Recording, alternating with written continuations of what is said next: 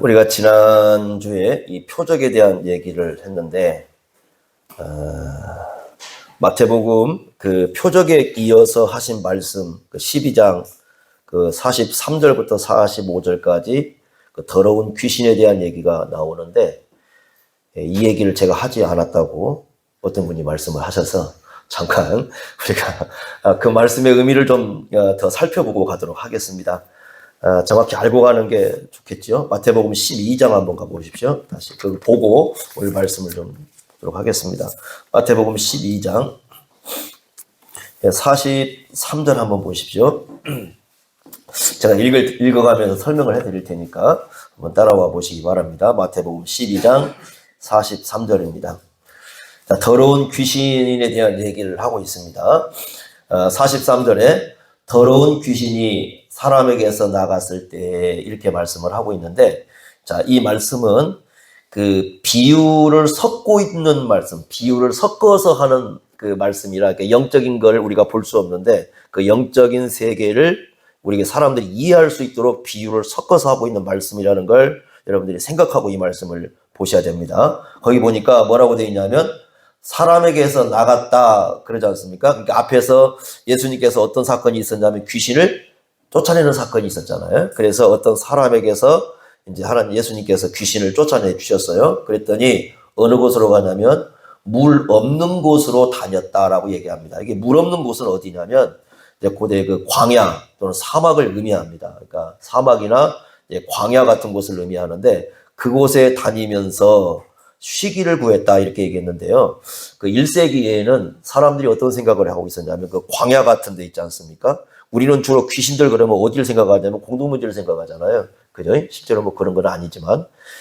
그런데 1세기 당시에는 귀신들을 생각하면 광야를 생각을 합니다. 그래서 이렇게 광야 같은 데에 귀신들이 자주 나타난다. 이제 그런 생각을 갖고 있었던 것이에요. 그런데 거기 보니까 뭐라고 되어 있냐면 쉬기를 구하되 쉴 것을 얻지 못하다. 이게 무슨 말이냐면 귀신이 좋아하는 것은요. 광야나 아니면 이런 사막이 아니고 사람이에요. 사람. 중요한 겁니다. 사람을 좋아합니다.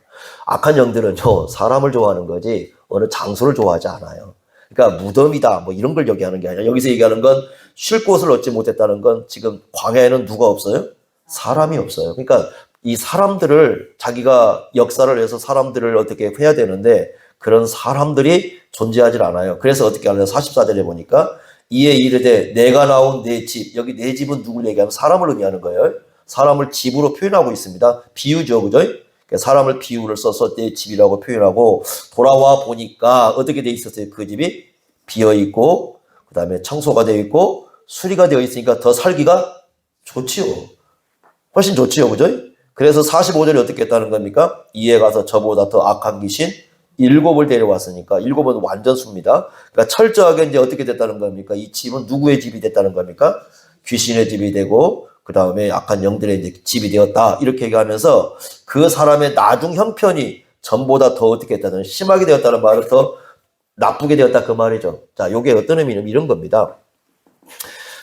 만약에 이제 하나님 예수님께서 역사하셔서 우리에게서 귀신을 쫓아내 주셨잖아요. 사람들이 1세기에 그런 일이 있었는데 쫓아내 주셨습니다. 그러면 어떻게 해야 되냐면 그 사람의 마음이 다른 걸로 채워져야 돼요. 나갔다면요. 다른 걸로 채워져야 됩니다. 그러니까 예수님께서 귀신을 쫓아내는 것은 그 마음속에 누구로 채우라는 거냐면 예수님으로 채워주고 하나님 나라로 채워야 되잖아요. 그 예수님의 제자로서의 삶을 살아야 됩니다. 자, 은혜를 받았으면요. 하나님의 은혜를 받았으면 그 은혜에 합당한 삶을 살아야죠. 은혜에 합당한 삶을 살려면 그 마음속에 예수님이 계셔야 되고 예수님이 그 마음을 채워야 되고 하나님 나라가 그 마음을 채워야 됩니다. 그런데 빈 공간으로 두면 은혜를 받았는데 빈 공간으로 두면 더 나빠져요. 그 사람은. 이게 문제입니다. 그러니까 내가 예수님을 믿고 은혜를 받았어요. 내가 뭐 귀신도 나가기도 하고 때로는 뭐 고침도 받기도 하고 여러 가지 하나님의 은혜를 받았습니다. 받았는데 그 다음이 중요하다는 거죠. 그러니까 그 다음이 어떻게 해야 되냐면 은혜를 받았으면 그 은혜를 받은 사람답게 더 예수님을 생각하고 더 말씀을 따라서 하나님 뜻 가운데 살아가야 되는데 그렇지 않을 때 어떻게 되냐면 당장은 괜찮지만 조금 지나면 더 어떻게 그 사람이 더 나빠져요. 이게 문제입니다. 그러니까 왜 많은 사람들이 회개를 한 것 같아요. 그러니까 회개를 하고 신앙을 갖는 것 같고 이 사람이 많은 사람들이 교회에 나와서 예수도 믿고 하나님의 은혜를 받는 것 같은데 나중에 뭐 더 나빠지는 길로 가는 이유가 뭐냐 하는 겁니다. 그 이유는 그러고 난 이후에 주님께서 우리 마음을 청소를 했다면 그 안에다가 예수님이 계셔야 돼. 예수님이 거하셔야 되고 하나님의 은혜가 임해야 되고 하나님의 말씀으로 그 마음을 채워가야 되는데 그러지 않을 때 이 사람의 신앙은 더 나빠집니다. 이걸 예수님이 비유로 말씀해 주신 거예요. 그러니까 우리가 이건 굉장히 중요하게 생각을 해야 됩니다. 그러니까 왜 신앙생활 하던 사람이 나중에 더 나빠질 수 있느냐라고 질문하는데 그것은요, 그 다음에 채워야 할 걸 채우지 않기 때문이에요. 그래서 중립지대는 없다는 겁니다. 신앙의 중립지대는 없어요. 더 나빠지든지 더 좋아지든지 이렇게 해야 되는데 그러니까 은혜를 받고 회개를 하고 하나님께서 나에게 그런 것을 해주셨을 때 그때가 중요합니다. 그러니까 하나님께서 은혜를 주셨다고 했을 때에 그때 그 은혜를 합당하게 사용하지 않으면 그 은혜에 맞게 우리 마음을 채워가지 않으면 그 다음에 이 사람은 더 나빠진 길로 갈 수가 있고 나빠지는데 여기 보니까 7 귀신이 들 정도로 아주 그 좋지 않은 상황으로 갈 수가 있거든요. 그게 사람의 그래서 예수님께서 요걸 가르쳐 주는 겁니다. 그래서 그 당시 사람들에게 이걸 통해서 교훈을 해주고 있다. 이렇게 이해할 수가 있습니다. 뭐 이 정도면 설명이 됐겠죠? 자, 오늘 설교로 들어오겠습니다. 3장으로 다시 갑니다. 자, 3장으로 가보겠습니다. 이렇게 예수님께서 말씀을 하고, 자, 마가복음 3장 31절에 이제 누가 찾아옵니까? 예수님을? 예수님의 어머니 마리아와 동생들이 예수님을 찾아와요. 그런데 어디에 서 있다고 얘기합니까? 요 표현이 중요합니다. 31절에 보니까 밖에 서서 있다고 얘기를 하죠. 이건 34절과 대조가 됩니다. 34절은 뭐라고 되어 있냐면 둘러 앉은 자들 이렇게 되어 있죠. 마가복음 3장 34절에. 그러니까 밖에 있는 사람과 둘러 앉아 있는 사람. 둘러 앉아 있는 사람은 누구 주위에 있는 거예요? 예수님 주위에 있는 거고요. 그 다음에 예수님 밖에 있는 사람이 있고 이걸 둘로 딱 나눠가지고 대조를 해주고 있습니다. 자, 그럼 예수님의 어머니 마리아가 있고요. 동생들이 있습니다. 예수님의 동생들. 가톨릭에서는 그 동생들을 예수님의 사촌 동생이라고 하는데 사촌 동생 아닙니다. 예수님의 그 친동생들인데 이 4명이 있습니다. 남자는 4명. 누이들도 있으니까 여동생들도 2 이상이 있습니다. 몇 명인지는 몰라요. 적게 나오지 않습니다만은 남자는 4명입니다. 야고보, 요셉, 시몬, 유다. 자, 이 중에 2 사람은 성경에 나오죠. 그 성경을 쓴 사람으로요. 우리 신약에 보면 야고보 써 있습니다. 유다 써 있습니다. 이건 예수님의 형제들입니다. 예수님의 형제들이 쓴 서신이 2개가 있습니다. 자, 그럼 이 사람들이 왜 예수님을 찾아왔는가? 여러분들 이때는 예수님을 믿을 때예요? 안 믿을 때예요? 안 믿을 때입니다. 동생들이 아직 예수님을 믿지 않을 때예요. 예수님 믿지 않았을 때인데 왜 예수님을 찾아왔느냐? 20절 한번 보십시오. 그 3장 20절. 자, 집에 들어가시니 무리가 다시 모이므로 식사할 겨를도 없는지라 예수님의 친족들이 듣고 그를 뭐 하려고 나와요? 예수님을 붙들려고 나와서 예수님을 잡아가려고 온 겁니다. 사실은. 왜 잡아가려고 했느냐? 사람들에서 소문을 하나 들었습니다. 어떤 소문을 들었습니까? 그가 미쳤다. 예수님 미쳤다. 누구가 지금 내는 소문이냐면 바리새인들입니다. 그래서 22절에 보면은 그 서기관들이 바리새인들과 함께해서 예수님에게 바알세불, 그러니까 귀신의 왕이 그 예수님에게 들었다 이렇게 소문을 낸 거죠. 그 말은 미쳤다는 뜻이잖아요. 우리가 보통 미친 사람은 어떤 사람 얘기하는 겁니까? 귀신 들린 사람 거잖아요. 그죠? 예, 귀신 들린 사람. 이게 본래 이쁜데 머리에 꽂고 있는 분들, 이런 분들 계시잖아요, 갑자기. 그런 분들, 좀 미쳤네, 이렇게 얘기하거든요. 근데 이제 우리가 그 미쳤다는 얘기 자체는 귀신 들렸다, 그런 뜻을 갖고 있습니다. 그런데 예수님이 그렇다고 소문이 난 거예요. 그랬더니 예수님의 가족들이 예수님을 어떻게 하면 데리러 온 겁니다. 야, 예수님 미쳤어. 예수님 미쳤으니까 예수님 데려가야 돼. 이렇게 예수님을 데리러 온 거죠. 그러니까 이 사람들은 전혀 예수님이 행하신 일을 이해를 하고 있어요? 못하고 있어요? 못하고 있어요, 가족들이. 그러니까 예수님의 가족들이 이해를 못하고 예수님을 이렇게 데리러 옵니다. 자, 그래서 32절을 보면은, 32절, 다시 3장 32절 보시면요. 무리가 예수님을 둘러앉아 얘기합니다. 당신의 어머니와 동생과 누이들이 밖에서 뭐하고 있다? 당신을 찾고 있습니다. 그때 예수님께서 중요한 교훈을 하나 하시죠. 33절 보세요. 대답하시되 누가 내 어머니이며 동생들이냐 이렇게 묻습니다. 자, 밖에 있는 사람들이 예수님의 어머니가 아니란 뜻이 아니고요. 예수님의 동생들이 아니란 뜻이 아닙니다. 그들은 다 어떤 사람 혈육 관계죠. 혈육 관계로서 한 집안에서의 예수님의 어머니고 예수님의 동생들입니다. 그런데 이걸 통해서 예수님께서 뭘 가르치느냐? 진정한 하나님의 가족이 누군가를 가르쳐 줍니다. 자, 34절 보십시오. 둘러앉은 자를 보시며 예수님이 말씀합니다. 내 어머니와 내 동생들을 보라. 이렇게 얘기합니다. 그러니까 밖에 예수님을 찾으러 온 사람들이 사실은 사람들이 볼 때는 진짜 어머니고 진짜 동생들이잖아요. 그러죠? 그런데 예수님께서는 뭐라고 말씀하시냐? 그들이 아니라 예수님을 중심으로 해서 둘러앉아 있는 사람이 누구라는 겁니까? 내 어머니고 내 동생들이다. 이렇게 얘기합니다. 그러면 예수님 그 주변에 둘러앉아 있는 사람들이 뭐 하고 있었습니까? 35절 보십시오. 같이 읽겠습니다. 35절 시작. 누구든지 하나님의 뜻대로 행하는 자가 내 형제요, 자매요, 어머니이니라. 자, 뭐 하고 있었어요? 예수님이 그 사람들에게 하나님의 뜻을 가르쳐 주고 있었죠. 하나님 뜻을 가르쳐 주고 있을 때 이 사람들은 어떻게 했다는 거면 그 하나님의 뜻을 받아들였다는 얘기죠. 그러니까 이 사람들이 누구다? 하나님의 가족이라는 거예요. 예수님이 가르쳐 주신 하나님의 뜻을 받아들이는 그 사람들이 진정한 형제요, 진정한 자매요, 진정한 어머니다. 이렇게 얘기합니다. 그런데 거기 보면 뭐라고 되어 있습니까? 35절에 누구든지 그랬죠. 누구든지, 이게 중요한 표현입니다. 누구든지 그 말은 인종을 초월합니다. 이 사람이 뭐 어느 나라 사람이다, 뭐 한국 사람이다, 일본 사람이다, 중국 사람이다, 그런 거 다 초월합니다. 계급도 초월합니다. 뭐 높은 사람이다, 낮은 사람이다. 세상에서는 그거 다 따지잖아요. 그죠? 뭐 높은 사람, 낮은 사람, 그래서 끼리끼리 놀고 막 이런 거 있잖아요. 그래서 자기들끼리 놀면은 취급도 안 해주고 뭐 이런 것도 있고, 또 계급도 있어요. 세상에는 많은 계급도 있습니다. 군대 가면 다 계급 있죠. 그죠?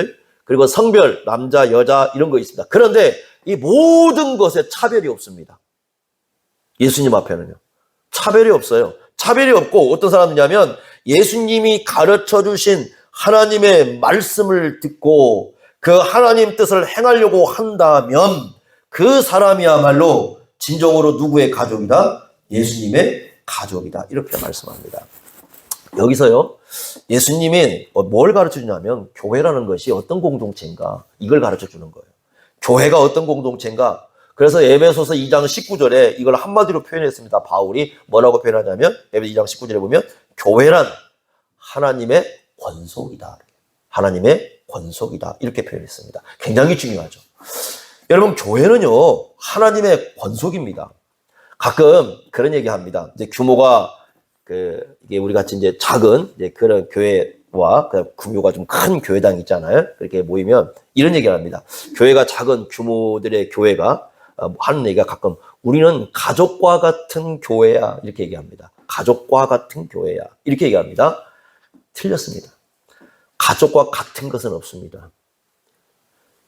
그 얘기는 뭔 얘기냐면요. 규모가 크다는 얘기는 전혀 아예 가족의 그 맛도 안 난다는 얘기잖아요. 더 심각합니다, 이거. 그러니까 교회라면 어떻게냐면 규모가 상관이 없어요. 크든 작든 아무 상관이 없습니다. 진정한 교회라면 하나님의 가족이지 가족과 같은 공동체는 없어요. 가족과 같지 않아요. 그런 거 아닙니다. 진정한 교회는 성경에서 얘기하면 가족과 같은 공동체가 아니라 진정한 가족입니다. 그게 성경에서 얘기해 주는 거예요. 하나님의 권속이라고 그냥 딱 얘기하는 거지 하나님의 권속과 같다고 얘기하지 않습니다. 이건 더 심각한 거죠. 예를 들면 작은 교회와 되게 규모가 이렇게 큰 교회를 얘기하면서 작은 교회당 공동체가 우리는 가족과 같다는 얘기는 이것도 같은 정도지. 그럼 아예 그 규모가 큰 교회는 같지도 않다는 얘기잖아요. 그럼 이게 진정한 주님의 교회냐? 이건 좀 더 심각한 문제입니다. 그러니까 예수님이 말씀하는 건 뭐냐면 정말 예수를 믿는 공동체라면 그건 가족과 같은 공동체가 아니라 진짜 하나님의 뭐라는 겁니까? 가족이라는 거예요. 그러면 어떻게 가족이 됩니까? 나라도 다르고 성별도 다르고 계급도 다르고 이 모든 다른데 피부도 다르고 살고 잘 살고 못 살고 배우고 못 배우고 모든 게 다르는데 어떻게 이런 사람들이 하나님의 가족이 되느냐? 답은 하나밖에 없어요. 예수님의 십자가입니다. 예수님의 십자가만이 우리를 하나님을 아버지로 부르게 만들어요. 예수님의 십자가가 아니면 어느 누구도 하나님을 아버지라 부를 수가 없습니다. 예수님의 십자가만이 하나님을 아버지라고 부르는 거고, 하나님을 아버지로 부르는 사람은 그 사람이 어떤 사람이든지 모두가 진정한 하나님의 가족이 된다는 것이 성경의 교훈이에요. 마태복음 23장 8절에 이렇게 말씀했습니다. 너희는 다 형제니라. 다 형제라는 거예요. 형제 같은 게 아니에요. 형제입니다. 이게 정말 중요합니다. 여러분들이요, 이 신약 성경을 읽으면서요, 이렇게 서로 부를 때 가장 많이 나오는 표현 중에 하나가 뭐냐면 형제들아입니다. 사도 바울이 여러분 고린도전서 1장 10절이라든가 2장 1절이라든가 3장 1절 보면 편지를 쓰면서 뭐라고 부릅니까? 형제들아, 이렇게. 형제들아, 이렇게 불러요. 그거요, 영혼 없이 사랑하는 여러분, 형제들이요, 이렇게 부르는 게 아니라, 바울은 예수님의 십자가 안에서 고린도서 1장, 2장이요, 예수님의 십자가에 대한 얘기를 하고 있거든요. 예수님의 십자가를 믿는 게 하나님의 지혜고 하나님의 능력이라고 얘기했는데, 그 십자가를 진정으로 믿는 사람들을 뭐라고 부르는 거예요? 진짜 형제들아, 이렇게 부르는 겁니다. 야고보도 마찬가지예요. 야고보서 1장 2절, 1장 19절, 2장 1절 보면요, 야고보가 이렇게 부릅니다. 내 사랑하는 형제들아, 이렇게 불러요. 내 사랑하는 형제들아. 그거 형식적으로 부르는 거 아니에요. 정말 그렇게 부르는 겁니다. 베드로후서 1장 10절에 그렇게 부릅니다. 형제들아, 형제들아, 이렇게 부릅니다. 사도 요한이요, 요한 1서 3장 13절에 형제들아, 이렇게 부릅니다. 그러니까 바울이든 야고보든 베드로든 요한이든 신약에 성경을 쓴 모든 분들은 교회 공동체를 부를 때 뭐라고 불러요? 형제들아, 진짜 가족이라는 거예요. 히브리서 3장 1절에 이렇게 말씀했습니다. 누가 이 교회 성도들은 어떤 사람이야 그랬을 때, 함께 하늘의 부르심을 받은 거룩한 형제들아, 이렇게 부릅니다. 형제들아, 이렇게 불러요. 그래서 교회는요, 형제 같은 공동체가 아니고 가족 같은 공동체가 아니고 진정한 교회라면 하나님의 가족이고 예수 그리스도의 형제라는 것이 성경에서 우리에게 가르쳐주는 중요한 진리입니다. 예수 십자가 안에서 형제들입니다. 그런데 그것은요, 이런 거예요. 일시성, 한시성이 아니라는 거예요. 이게 중요한 겁니다. 일시성, 한시성이 아니라 영원성입니다. 여기서 말씀해주고 있는 가족은 영원성이에요. 영원한 하나님의 가족이라는 겁니다. 우리가요, 하나님을 아버지라 부르는 하나님의 자녀가 되는 것은 일시적으로만 하나님의 자녀가 되는 게 아니에요. 영원한 하나님의 자녀가 되는 겁니다. 그러니까 예수 안에 있다면 영원한 가족이고 영원한 형제입니다. 혈연은 한시적입니다. 아마 우리가 태어나가지고 그러죠? 그거 혈연을 내가 맺고 싶은 거 맺은 거 아니죠? 그죠? 예. 바꾸고 싶지 않나요, 가끔? 예?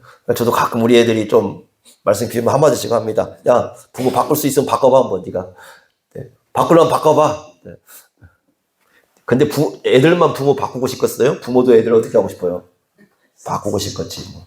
바꿀 수만 있다면. 그럼 바꿔가지고 가지면 어떤 사람 없겠습니까? 예? 어떤 사람 오겠어요? 똑같은 사람, 세상에 다른 게 없어요. 다 보면은, 그렇죠? 네? 근데 세상의 혈연 관계라는 건요, 여러분들, 사실 죽을 때까지는 바꿀 수 없어. 태어날 때 내가 맺고 싶어서 맺은 건 아니에요. 태어나고 보니까 그 부모죠, 그죠? 그리고 또 낳고 보니까 여러분 자식이 나왔어요, 그죠? 내가 원했던 애의 모습은 아닐 수도 있죠. 네? 그렇죠? 아주 멋있는 아들, 예쁜 딸, 다들 그렇게 생각하고, 네? 처음에 다 그렇게 기대했겠죠. 나중에 커보니까 이제 말도 안 듣고 이상한 짓 하고 그러니까 이제 그때부터 싸움 나겠죠, 그죠? 다 그러잖아요, 그죠? 자라면서 그런 거 봅니다. 근데 우리가 이 땅에서 맺은 혈연 관계는요, 태어날 때부터 죽을 때까지입니다. 거기까지예요. 예수님께서도 그 말씀 하시는 겁니다. 예수님의 가족들이요, 태어날 때부터 죽으면 끝입니다. 거기까지예요. 그러면 죽어도 뭐 나중에 뭐 우리가 뭐 죽고 난 이후에 끝까지 가족 관계 유지해 보려고 하지만 사실은 그렇게 할 수 있는 거 아니죠. 이미 죽음은요, 이 모든 것을 갈라놓습니다. 그냥 우리가 살아있는 사람이 이미 살았기 때문에 내 가족이다, 뭐 한다, 뭐 비문에 써놓고 족보에 올려놓고 기억 속에 담아놓고 그렇게 가지고 있는 것 뿐이지 실상은요, 여러분들 더 이상 가족 관계를 맺어 살 수가 없습니다. 그래서 살아있을 때 소중한 줄 알아야 되고, 살아있을 때 그 같이 맺어준 사람이 존귀한 줄 알아야 되는 거예요. 그런데 이제 중요한 건 뭐냐? 그건 혈연 관계고요. 그건 한지성입니다. 예수님 안에서 맺어진 관계는 어떠냐? 정말 예수를 믿는다면요, 내가 요놈은 싫어 그래도 안 돼요. 이건 언제까지 따라다녀? 이건 영원한 겁니다. 죽어도 내 가족, 혈연 관계 중에 예수를 믿지 않는 사람 못 만날 수도 있어요. 못 만납니다, 사실은. 그렇지만 예수 믿는 사람이라면 세상에서 별로 안 좋아도 나중에 죽으면 다 어떻게 해야 돼요? 만나야 됩니다. 영원히 만나야 돼요. 그게 우리의 관계예요. 그러니까 예수님 안에서 맺어진 하나님의 가족 관계는 영원한 거예요. 그건 끊을 수 없습니다. 아무도 못 끊습니다. 심지어는 죽음도 끊지 못합니다. 어느 것도 끊지 못합니다. 영원한 가족 관계로 주님께서 우리를 묶어 놓으신 겁니다. 그 십자가로 말미암아서. 그래서 우리가 이 땅에 살아야 될 때 어떻게 살아야 되느냐 했을 때 이 말씀을 통해서 일단 우리는요, 예수 안에 있다면 전부 다 하나님의 영원한 가족이라고 했습니다.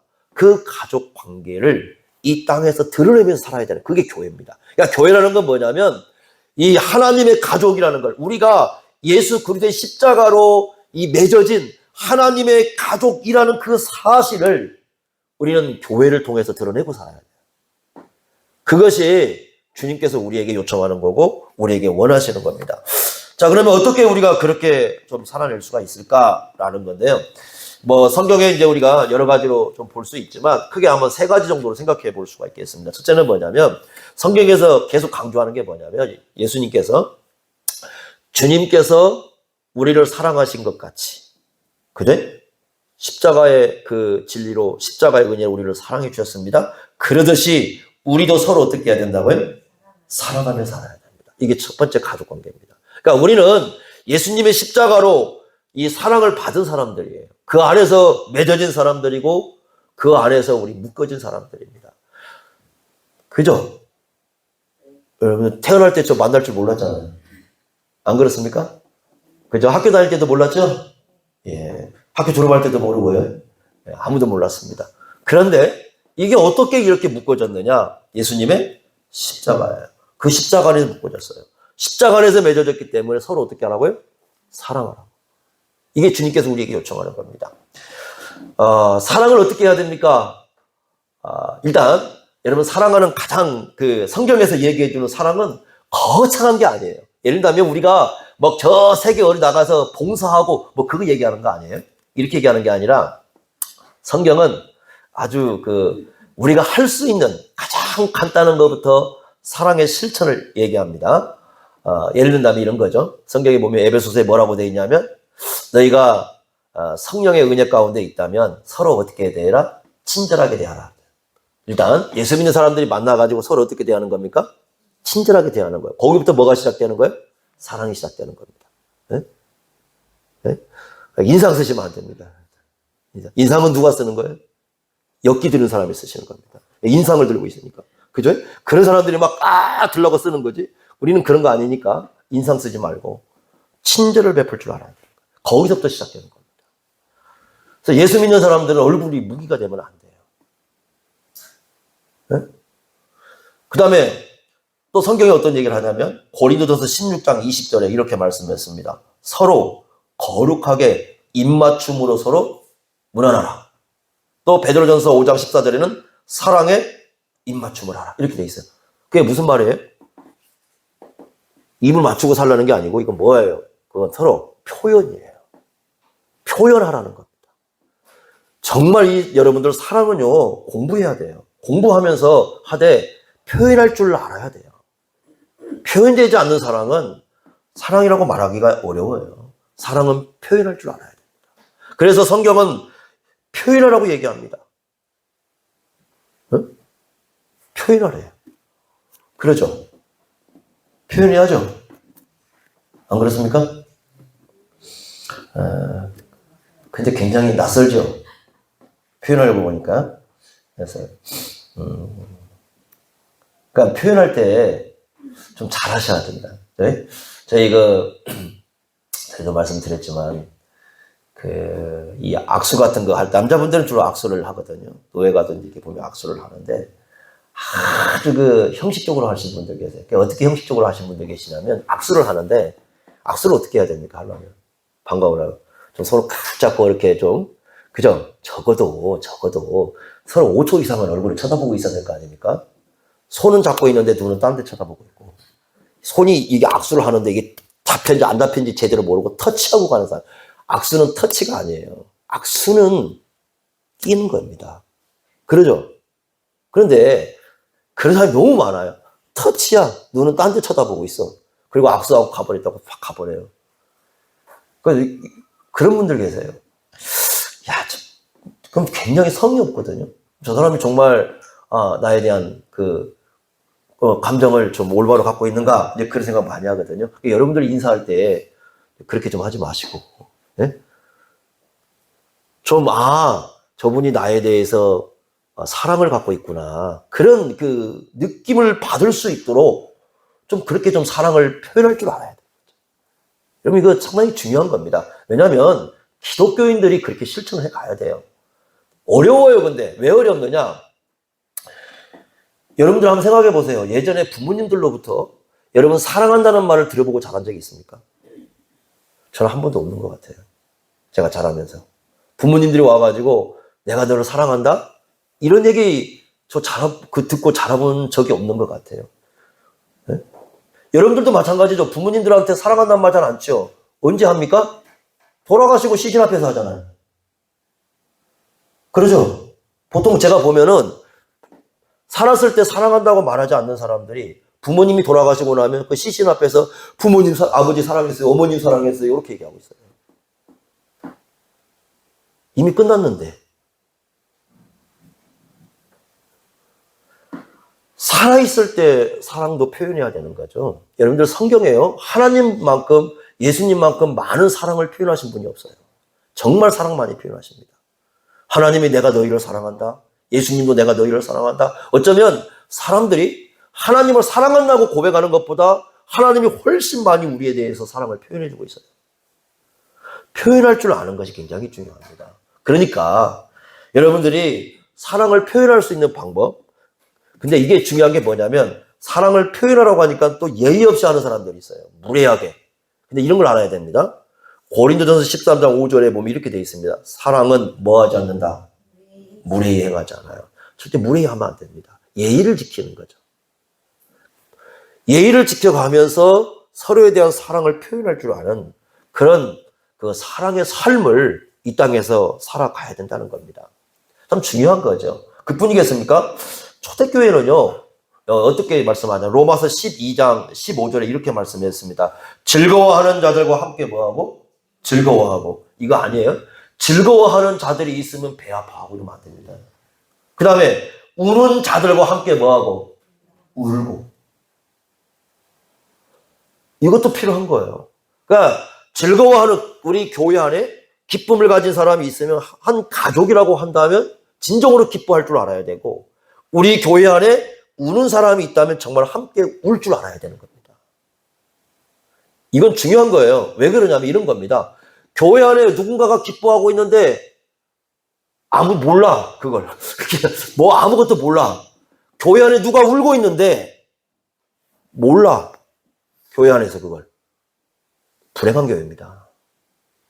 교회는요, 우리에게 가족이라는 건 우리 가족 가운데 진정한 기쁨을 갖고 있는 사람이 있다면 그 기쁨을 알고 같이 기뻐하고, 그 다음에 교회 안에 울고 있는 사람이 있으면 그 슬픔을 안고 함께 슬픔을 가져줘야 되는 거예요. 그런데 누가 기뻐하는지 누가 슬퍼하는지 서로 아무 관심이 없어요. 가족은 그럴 수 없는 거예요. 교회가 하나님의 가족이라는 것은 이런 부분들을 잘 실천해내야 되는 거예요. 근데 오늘날은요, 완전히 이게 없어졌어요. 그래서 제가 뭐라고 얘기하냐면, 오늘날 교회는 마치 그 뭐와 같으냐면, 엘리베이터하고 대형 식당 같다고. 엘리베이터는 어떤 거냐면, 여러분 엘리베이터 타보셨잖아요? 타보시면, 만약에 10명이 탑니다. 10명이 타는데 10명이 다 다른 층입니다. 자, 엘리베이터 타가지고 어떻게 합니까? 전부. 벽 보고 있죠? 이쪽 보고 있거나, 이쪽 보고 있거나, 아니면 뭐 핸드폰 하고 있거나, 한 자리에 앉았는데 전부 각자 살고 있습니다. 그러죠? 대형 식당 어떻습니까? 가족끼리 들어가 보세요. 얼마나 많습니까, 사람들이? 그러나 우리끼리만 알아요. 끼리끼리만. 그런 교회라면 이건 하나님께서 기뻐하는 공동체가 아니에요. 교회는요, 즐거워하는 사람이 있으면 함께 기쁨을 누릴 수 있어야 되고, 우는 사람이 있으면 함께 울 줄 아는 그러한 지체 공동체로 서 있어야 됩니다. 그것이 성경에서 가르쳐 주는 거예요. 그래서 어떻게 했느냐? 초대교회는 사도행전 2장을 보시면요, 성령께서 임했을 때 어떻게 합니까? 그 물질적 고통을 갖고 있을 때도 물질을 서로 나누는 삶을 살아가는 거예요. 그냥 여러분 초대교회 때에 그 물질 나누는 것이 단지 구제하는 게 아니에요. 여러분들이 그 초대교회 때 보면 구제할 때요, 그게 안 믿는 사람들에게 하는 게 아니에요. 믿는 사람끼리 하는 겁니다. 믿는 사람끼리 다 이게 서로 통용했어요. 그게 무슨 뜻이겠습니까? 이건 하나님 백성들끼리의 하나님의 가족이라는 것을 드러내는 거예요. 이기심 없는 공동체. 이기심 없는 공동체. 이런 공동체를 이루어내는 것이 바로 교회다. 그래서 교회라는 것은 하나님의 가족이다 그럴 때는 예수님의 사랑을 어떻게 할 줄 알아요? 드러낼 줄 알아야 됩니다. 그래서 서로 예의를 지켜가면서 서로를 소중히 여길 줄도 알아야 돼요. 여러분 생각해 보십시오. 얼마나 소중한 존재입니까? 하나님께서요, 우리를 이 땅에 살아가면서 사실 여러분들은 1세기에 태어난 사람도 아니고 우리 시대에 태어났지 않습니까? 미래에 태어났는데 우리 시대에 태어났어요. 우리 시대에 태어나가지고 우리 시대에 함께 살고 가도록 엮어놨어요. 내가 아무리 1세기를 좋아해도 1세기 사람들이 나와 함께 살지 못해요, 이 시대에. 우리 시대는 우리 시대 사람들로 함께 살아갈 수밖에 없는 존재들입니다. 그렇기 때문에 우리와 함께 살아가는 사람들을 소중히 여기지 않는다면, 나와 함께 교회를 이루는 사람들을 소중히 여기지 않는다면, 여러분 더 이상 이 사람에게 뭘 가지고 소중히 여길 수 있는 그 공동체를 이뤄낼 수가 있겠습니까? 없습니다. 우리 시대 사람들은요, 우리 시대끼리 묶어놨어요. 저도 이제 그런 생각 많이 합니다. 여러분들 그 모든 사람의 세계는 갈등이 있고, 모든 사람의 세계는 서로가 안 좋은 것도 있고, 나와 성격도 다르고 다릅니다. 목회자들의 세계라고 다를 거 없어요. 다 모임이 마찬가지입니다. 그런데 어떨 때 보면은 기분 나빠요. 어떨 때 보면은 정말 속상해요. 그럼에도 불구하고 나중에 좀 지나면서 바로 그냥 그것을 묶어가는 이유는 뭐냐면, 그래도 하나님께서 함께 지금 교회를 이루라고 묶어놓은 사람들이 그 사람들이기 때문에 불러올 수 없습니다. 다른 사람들을. 그냥 우리 시대에는 우리 시대로 엮어가는 거예요. 그래서 우리 시대에 함께 엮어가는 사람들을 소중히 여기고, 그렇게 교회는 가야 되는 겁니다. 그래서 교회는요, 가족과 같은 공동체가 아니라 하나님의 가족입니다. 이것을 예수님께서 우리에게 중요하게 가르칩니다. 두 번째는 뭐라고 얘기하냐면, 아까 예수님께서 말씀하는 게 뭐예요? 35절에 보니까 누구든지 누구의 뜻대로, 하나님의 뜻대로 행하는 자가 내 형제요, 내 자매요, 내 어머니다. 여러분, 한 가족은요, 이게 가족이라는 건 뭐냐면, 이게 가족이 있을 때, 가족은 그 가족을 이끄는 법이 있어요. 가족이라는 것은 그 가족을 이끌어가는 법이 있습니다. 여러분 집에 가훈 있나요? 가훈이라는 거? 아니, 아무도 안 따라요. 그냥 붙여놓는 거. 원래 학교에서 써오라면 그냥 붙여놓기만 하지, 뭐, 그거 누가 뭐, 가훈 쓰기 했죠, 그런 거 옛날에? 근데, 가훈대로 살아간 사람 없죠? 야, 가훈은 그 집안에 항상 뭐 반대쪽이 많아요. 화목하며 살다 그 집 맨날 싸우는 집안일 수 있고, 뭐 있어요. 가훈이 꼭 그래요. 이렇게 보면은, 온유하게 살자 그러면 그 집안 성들들이 다 개판이라는 얘기고, 뭐 이런 게 좀 있습니다. 뭐 이렇게 가훈이 좀 그래요. 그러니까 그 지향점이니까 이렇게 목표로 가는데, 어쨌든 가훈이라는 게 있습니다. 그래서 어느 집안을 이끌어가는 법이라는 게 존재합니다. 우리는 하나님의 가족이잖아요. 하나님의 가족이라는 것은 누구의 법을 따라야 되냐면, 하나님의 가족의 아버지, 가장은 하나님이시잖아요. 그러니까 하나님의 법이 우리 가운데 통용되는 공동체를 이루어야 됩니다. 이게 중요한 공동체예요. 그러니까 교회라는 것은요, 다 서로 의견이 있죠. 여러분 삶이 사람의 의견이 없이 어떻게 살아갑니까? 다 인격이 있는데 네 생각도 있고 나 생각도 다 생각이 있어요. 그런데 이런 생각을 가진 사람들이 교회를 하나의 공동체로 엮어가는 건 뭐냐면 하나님의 말씀이에요. 다 네 생각이 있고 내 생각이 있어도 이게 하나님의 뜻이다. 이게 분명히 하나님의 뜻이고 하나님의 말씀이고 이게 우리의 아버지 되신 하나님의 뜻이다. 그러면 우리의 모든 생각을 내려놓고 그 뜻 앞에서 아버지의 뜻이니 이 뜻 가운데 우리가 살겠습니다라고 고백하는 공동체가 바로 뭐예요? 그게 교회인 거예요. 여러분 그렇습니다. 교회는 그렇게 모여야 돼. 그래서 교회는 무엇이 이끌어가야 되느냐? 여러분 교회는요 뭐가 이끌어가야 되냐고 했을 때는 아버지의 뜻이 이끌어가요. 하나님의 뜻이 이끌어가고 이게 중심에 딱 있어서 모든 사람들이 그 앞에서 순종하고 갑니다. 여러분 이게 둘러 앉아있는 사람들이 누구의 뜻을 따르겠습니까? 당연히 예수님이 가르쳐주신 하나님의 뜻이 그 중심에 따라갈 거 아니겠습니까? 그렇게 살아가는 공동체가 바로 뭐예요? 교회입니다. 교회. 그런데 참 불행한 교회는요 어떤 교회냐면 어떤 일이 있을 때 이게 하나님의 말씀입니다 이렇게 얘기해도 그냥 그런 말씀에 대해서 말씀은 그렇지만 나는 그렇게 할 수 없어요. 이렇게 하는 사람들이 많이 모일수록 그 공동체는 불행합니다.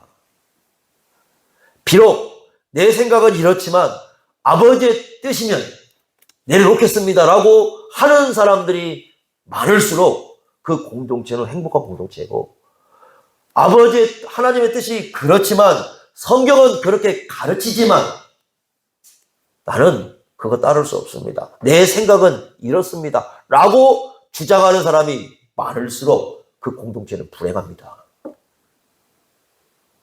하나님의 교회는 주님의 몸된 교회는 항상 하나님의 뜻이 중심에 있어서 그 뜻이 우리 마음을 우리의 삶을 이끌어갈 수 있어야 됩니다. 그런 공동체가 바로 하나님의 가족 공동체라는 걸 우리에게 얘기해 줍니다.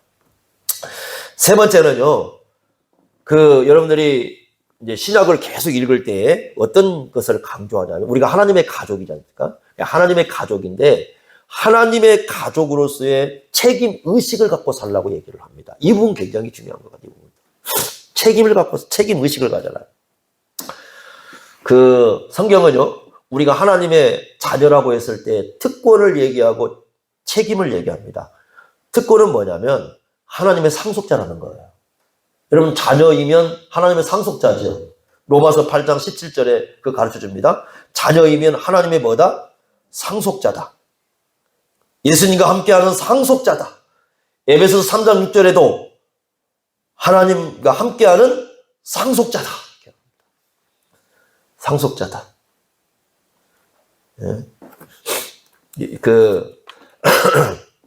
파스칼이 방세에다가 이런 얘기를 써놨어요. 어떤 사람에 대한 얘기를 써놨는데,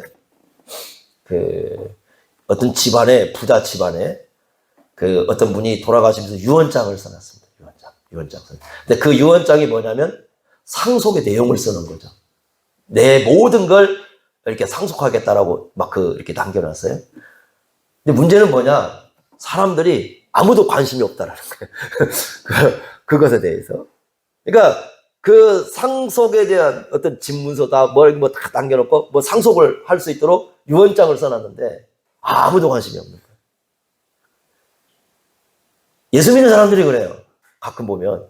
하나님의 자녀면, 하나님의 상속을 우리에게 해주신다고 그랬잖아요? 얼마만큼 상속해 주신다고 그랬어요? 얼마만큼 상속해 주신다고 그랬어요? 네? 어느 정도예요? 모르죠. 성경에서는 뭐라고 얘기합니까? 세계가 다 너희 것이다. 이렇게 얘기합니다. 세계가 다 너희 것이다. 아브라함하고 똑같아요. 아브라함이 가나안 땅에 들어갔잖아요. 아브라함이 가나안 땅에 들어갔을 때 땅 있었습니까? 없었습니까? 하나도 없었죠. 나그네였으니까 하나도 없었잖아요. 그때 하나님께서 나타나가지고 뭐라고 말씀하셔요? 아브라함에게. 아브라함아, 지금 네 가나안 땅을 내가 너에게 다 주겠다. 그래, 지금부터 네가 가나안 땅을 다 돌아다녀봐라. 이거 내가 너에게 장차 줄 땅이야. 그러니까 가나안 땅을 네가 다니는 곳마다, 네가 깃발 꽂는 곳마다 다 내가 너희에게 줄 거야. 그렇게 얘기하죠. 그러니까 아브라함이 계속 뭐하고 다녀요? 이사 다녀요. 여기 갔다가 옮겨 다니죠. 왜 옮겨 다니냐? 하나님께서 뭐라고 얘기했어요? 다 네가 깃발 꽂는 것마다 누 거다. 네 거다. 그래서 땅을 한 평이라도 가지고 있었다고 안 가지고 있었다고? 안 갖고 있었어요. 안 갖고 있었는데 장차 이 모든 걸 다 너에게 어떻게 하겠다? 주겠다. 그래서 언제 이게 갖게 됩니까? 출애굽의 역사가 이루어지고 가나안 땅에 들어가잖아요. 그때 되니까 어떻게 해? 그 아브라함에게 약속했던 모든 땅이 누구에게 돌아갑니까? 아브라함에게 다 돌아가는 그걸 볼 수 있습니다. 하나님께서 이렇게 말씀했습니다. 세계가 다 누구의 것이다? 너의 것이다. 그럼 여러분 전 세계 다니면 다 누구 거예요? 예수님이 허언한 거 아니잖아요. 우리에게 주신다고 했으니까. 근데 아브라함이 땅을 한 평도 안 갖고 있었으니까. 그러니까 우리도 뭐 땅 여러분 많지 않죠? 네? 네, 별로 없죠, 그제? 그제? 네, 땅 별로 없어요. 저도 뭐 가지고 있는 땅도 없고. 그러니까 원망하지 마세요. 그러니까 예수 믿는 사람들은 땅 없다고 부모 원망할 거 없어요. 왜냐면 뭐라고 하냐면 부모가 주는 건 세상에 잠깐 누리는 거고 하나님께서 세계를 다 너희에게 어떻게 하겠다? 주시겠다고 약속했습니다. 믿나요? 성경이요. 여러분들 성경이 유언이라고 얘기를 합니다. 유언장. 여러분들 우리가 언약이라고 얘기도 하지만 그 언약을 히브리서에서 어떤 유언장이라고 얘기합니다. 성경은 유언장이에요. 예수님이 십자가에 죽으시고 부활하심으로써 우리에게 주신 유언장인데 이 유언장에다가 뭐라고 쓰셨다고요? 세계가 다 누구의 것이다? 너의 것이다. 엄청난 그 하나님의 약속을 우리 이 특권으로 우리에게 주신 겁니다. 그래서 뭐라고 얘기했습니까? 영접하는 자, 그 이름을 믿는 자들에게는 하나님의 자녀가 되는 뭘 주셨다? 권세인데 그 권세란 말이 특권이에요. 특권을 주셨어요. 그런데 동시에 하나님의 가족으로서의 이제 뭐 해야 되냐? 책임질 줄도 알아야 된다. 이만큼의 하나님의 세계의 모든 걸 너희에게 주셨다고 우리에게 특권을 주셨다면 그 특권을 받은 사람답게 책임도 질 줄 알아야 되는 그런 자세를 갖고 살아야 되는 거예요. 교회가 어떻게 되든지 나는 상관이 없다? 그게 아니라 함께 짐을 질 줄 아는 그런 마음.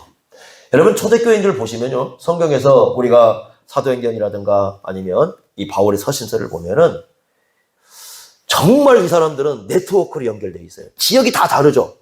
여러분 그 초대교회 보면은 그 이스라엘부터 시작해서 저쪽에 로마 쭉 펼쳐진 보면은 다 지역이 달라요. 나라가 다르고 다르는데 내용을 보면은 그 당시에 지금처럼 스마트폰도 없고요. 지금처럼 뭐 TV도 없고 전화도 아무것도 없어요. 그런데 어떻게 교회들이 그렇게 네트워크가 잘 돼 있는지. 이쪽에서 일어나면은 그걸 다 알고 거기에 대해 같이 책임을 져주고 여기에서 문제가 생기면 그걸 알고 또 같이 이렇게 책임져 주고 전혀 모르고 있을 때는 성령께서 임하셔가지고 지금 어떤 일에 무슨 일이 발생했으니까 너희가 나서야 된다고 얘기했을 때 그 교회는 또 어떻게 합니까? 나서서 그 교회를 도와주기도 하고. 이게요, 정말 이 어떻게 생각한다면 이 초대교회가 우리보다 훨씬 더 아무 통신 장비가 없는데 서로에 대한 네트워크는 훨씬 잘 돼 있어요. 왜 그럴까? 책임을 지니까 그러는 거예요. 저쪽 교회니까 모르는 것이 아니라 이 땅에 살아가는 모든 주님의 교회라면 한 주님의 몸된 교회라는 그 의식을 갖고 책임의식을 갖고 있기 때문에 그 상황에서 초대교회가 이렇게 떨어져 있었지만 그 떨어진 교회들이 함께 그 의식을 같이 가지고 있었던 걸 우리가 볼 수가 있습니다. 바울은요, 로마에 한 번도 가보지 않았어요. 로마서를 보세요. 로마서 끝부분에 보면 로마 교인들을 다 알고 있어요.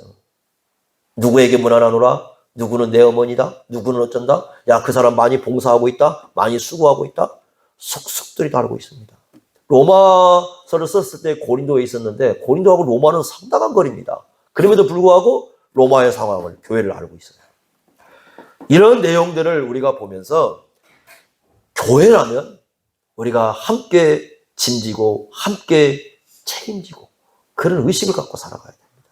그게 굉장히 중요합니다. 함부로 돌을 던지면 안 됩니다. 교회는 그런 공동체예요. 그래서 함께 짐을 지고 함께 책임지고 그런 책임의식을 가지고 갈 때 그 교회 공동체를 하나님의 가족이라고 부르는 겁니다. 우리는 가족과 같은 공동체를 원하는 게 아니라 하나님의 가족을 이루길 원하는 겁니다. 왜? 주님께서 그렇게 하도록 십자가에 죽으셨기 때문이에요. 예수님께서 십자가에 죽으시고 예수님이 부활하신 것은 하나님의 가족을 이루라는 거예요. 하나님의 가족 공동체를 이루라는 겁니다. 그것이 주님께서 십자가를 지신 뜻입니다. 하나님 나라를 위해서 뭔가 거창한 걸 생각할지 모르겠지만 교회 자체가 하나님의 가족 공동체를 이루려는 것, 그거 자체가 하나님 나라를 이 땅에 드러내는 굉장히 중요한 일이라는 것을 이 말씀을 통해서 우리가 기억할 필요가 있습니다. 여러분, 그렇죠? 서로 가족이죠? 이제 맞습니까? 예, 그죠? 서로의 얼굴 잊지 마시기 바랍니다. 서로의 얼굴 잊지 마시고 기억하시고 그렇게 교회 공동체를 이루어간다면 주님께서 기뻐하실 겁니다. 그렇게 해서 이 주님의 뜻을 우리가 잘 따르고 받들어가는 그런 삶이 저와 여러분들 가운데 이루어지기를 바랍니다. 기도하겠습니다. 하나님 아버지,